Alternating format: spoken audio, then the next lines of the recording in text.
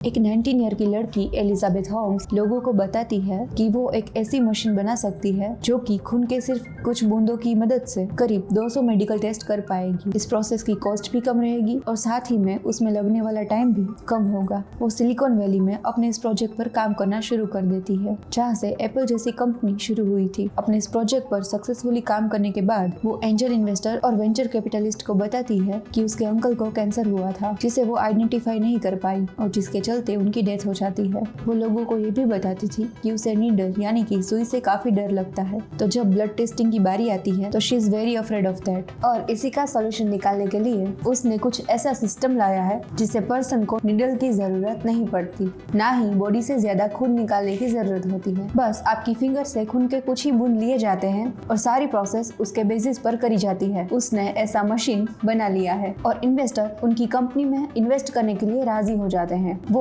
इसकी कंपनी में 4 से 5,000 करोड़ इन्वेस्ट करने के लिए रेडी हो जाते हैं, जिसके चलते एलिजाबेथ की कंपनी का वैल्यूएशन $9 बिलियन तक पहुंच जाता है, यानी कि 50,000 करोड़ के ऊपर भी चला जाता है। सब कुछ सही चल रहा होता है, वैल्यूएशन भी बढ़ता है और ज्यादा इन्वेस्टर कंपनी में इन्वेस्ट करने के लिए भी आते हैं। पर उसी के बीच इन्वेस्टर को पता चलता है कि उनके साथ तो फ्रॉड हुआ है और उनकी सारी की सारी इन्वेस्टमेंट डूब गई है। $9 बिलियन की कंपनी कुछ ही साल में वर्थलेस हो जाती है। तो ईयर 2015 में ऐसा क्या हुआ कि कंपनी हीरो से जीरो बन गई? तो आज की केस स्टडी थेरानोस के ऊपर है, जो कि उस टाइम पर दुनिया का सबसे बड़ा स्टार्टअप था। एलिजाबेथ का बर्थ 1984 में वॉशिंगटन में हुआ था। बचपन से ही वो अलग अलग बिजनेसेस करती आ रही है। बचपन में वो C++ के कंपाइलर चाइनीज स्कूल में भेजती थी और फिर जब उसने स्टैनफोर्ड में एडमिशन लिया तभी से उसने अलग अलग आइडियाज पे काम करना शुरू किया। ईयर 2003 में जब वो 19 ईयर्स की थी तो उसने स्टैनफोर्ड के कुछ प्रोफेसर के साथ अपने आइडियाज शेयर किए और बताया कि मैं एक ऐसी मशीन बनाना चाहती हूँ जो कि खून के कुछ बूंदों के बेसिस पर ही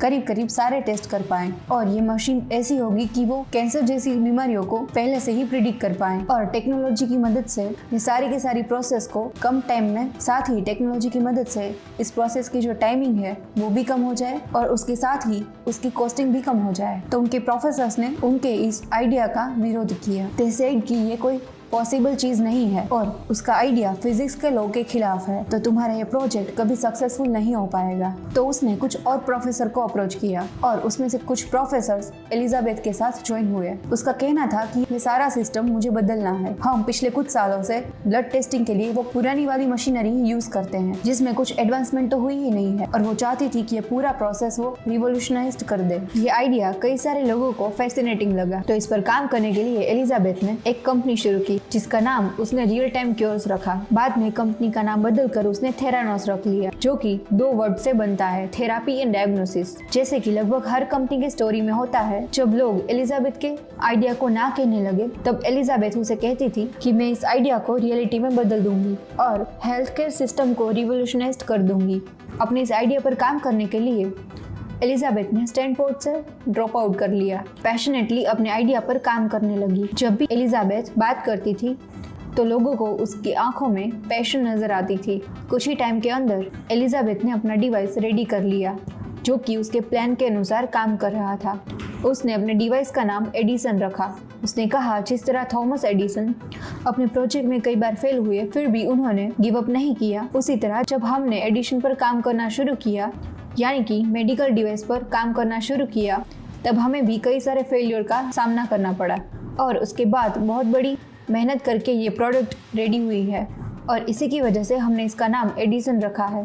एलिजाबेथ ने अपना ये प्रोडक्ट बनाने के बाद मीडिया पर्सन और इन्वेस्टर्स काफ़ी अमेज हो जाते हैं। एलिजाबेथ के अनुसार उसकी ये प्रोडक्ट कैंसर और हाई कोलेस्ट्रॉल जैसे प्रॉब्लम्स को पहले ही डिटेक्ट कर पाएगी, जिसके चलते जो डेंजरस बीमारियां हैं उसके बारे में पहले से ही पता चल पाए, वो भी बहुत कम प्राइस में। तो अपने इस डिवाइस से एलिजाबेथ ने दुनिया को बता दिया कि जो घातक बीमारियां हैं उसका प्रिवेंशन पॉसिबल है। उसके पास एक स्ट्रॉन्ग विजन था और उसके कन्विक्शन की वजह से ही बहुत सारे इन्वेस्टर्स उनमें इन्वेस्ट करने के लिए राजी हो जाते हैं। एलिजाबेथ के पास एक बहुत ही स्ट्रॉन्ग कन्विंसिंग पावर थी। वो सामने वालों से बिना आई कॉन्टेक्ट तोड़े लगातार बात कर सकती थी, जिससे सामने वालों को लगता था कि एलिजाबेथ एक बहुत ही फोकस्ड पर्सन है। कई सारे लोग तो उसे नेक्स्ट स्टीव जॉब समझने लगे थे। वो भी स्टीव जॉब की तरह ब्लैक कार यूज करती थी, वो भी बिना लाइसेंस प्लेट के। तो इन्वेस्टर्स को कन्विंस करके एलिजाबेथ ने उनसे $700 मिलियन रेज किए। जब एलिजाबेथ इन्वेस्टर से पैसा रेज करती थी तो उस टाइम पे कंडीशन होती थी। कंडीशन ये थी कि एडिशन मशीन की टेक्नोलॉजी एलिजाबेथ एंड थेरानोस किसी के साथ शेयर नहीं करेगी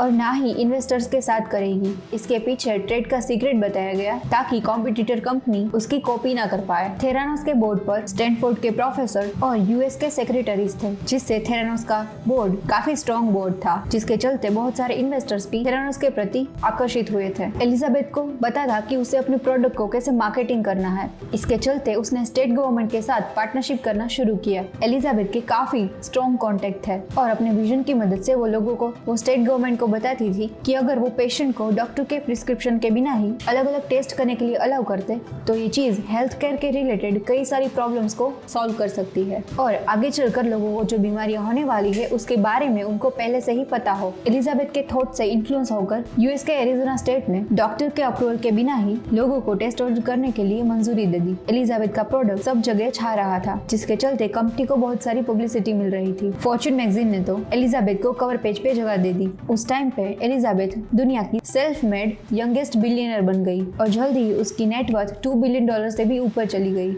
ईयर 2015 में एस बायो ने थेरानोस को बायोसेंस कंपनी ऑफ द ईयर के किताब से नवाजा, पर 2015 में कुछ ऐसा हुआ जिसके चलते कंपनी मुसीबत में चली गई। वॉल स्ट्रीट जर्नल के एक रिपोर्टर ने कहा कि एलिजाबेथ ने पूरी दुनिया से झूठ बोला है। एलिजाबेथ जो बातें कर रही है उससे रियलिटी कुछ अलग ही है और यहीं से एलिजाबेथ और थेरानोस का डाउनफॉल शुरू हुआ। उस टाइम थेरानोस दुनिया का एक बहुत बड़ा स्टार्टअप था जिसका पूरी दुनिया में अच्छा खासा नाम था, लेकिन अचानक से हुए इस आरोप की वजह से हर जगह खलबली मच गई। वॉल स्ट्रीट जर्नल के उस रिपोर्टर ने आगे ये भी कहा कि थेरानोस जो भी टेस्टिंग करती है उसमें से बस कुछ ही टेस्ट मशीन पे करती है और ज्यादातर टेस्ट ट्रेडिशनल मेथड से ही करती है। वो दुनिया को बता रहे हैं कि वो सारी टेस्ट एक ही मशीन से कर रहे हैं, लेकिन रियलिटी ऐसी नहीं है और ना ही उनके पास कोई ऐसी टेक्नोलॉजी है और उनके मशीन की जो एक्यूरेसी है वो भी बहुत कम है, जिसके चलते पेशेंट की लाइफ को खतरा हो सकता है।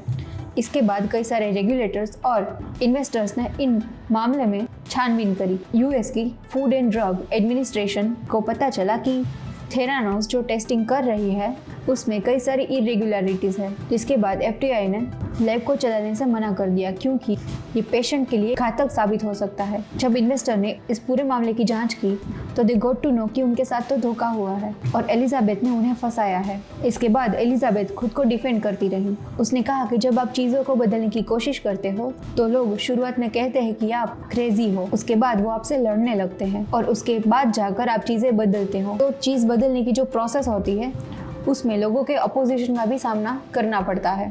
लेकिन जब एसएसी ने इस पूरे मामले की तहकीकात की और पता किया कि एलिजाबेथ ने तो फ्रॉड किया है, तो उन्होंने उन पर फ्रॉड के केसेस लगा दिए, जिसके बाद एलिजाबेथ के पास कहने के लिए कुछ नहीं बचा। एक्चुअली ये सारी चीज़ें थेरानोस के एम्प्लॉयज़ को पता थी कि ये वर्कआउट नहीं हो रहा है। जब वो मैनेजमेंट को ये सारी चीज़ें बताते थे तो मैनेजमेंट उनको बताता था कि तुम अपने काम से मतलब रखो। तो बाहर से तो इनकी सारी चीज़ें ग्लैमरस थी, लेकिन कंपनी के अंदर तो कुछ वर्कआउट नहीं हो रहा था। वो तो बस लोगों से झूठ बोल रहे थे। बाद में कंपनी के ऑपरेशंस बंद हो गए और कंपनी भी बंद हो जाती है और उसमें काम करने वाले 800 लोग भी जॉबलेस हो गए।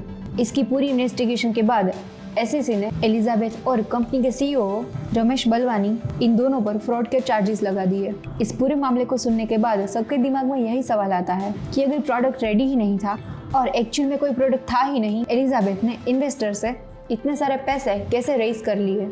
तो सबसे पहले एलिजाबेथ ने ऐसे इन्वेस्टर को अप्रोच किया जिनको मेडिकल वर्ल्ड का बहुत ही लिमिटेड नॉलेज था, जैसे कि सॉफ्टवेयर कंपनी, ओरेकल के फाउंडर लैरी, वॉलमार्ट चलाने वाली वॉल्टन फैमिली एटसेट्रा।